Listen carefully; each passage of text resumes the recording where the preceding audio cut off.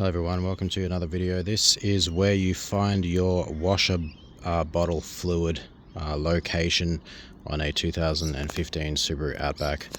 First of all, pop your hood and come around to your car, guys. Okay, over here inside your engine bay there is a little tank right here, and over here it says clearly windscreen wiper bottle right there.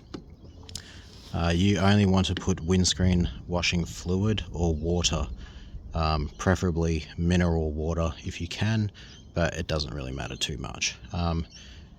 This is where you fill your water, so you just fill that up until it is full, and yeah, that's where you put your windscreen washer fluid, and that is where the location is for your 2015 Subaru Outback. Okay, thank you guys for watching. I'll see you in another video. Alright, peace out.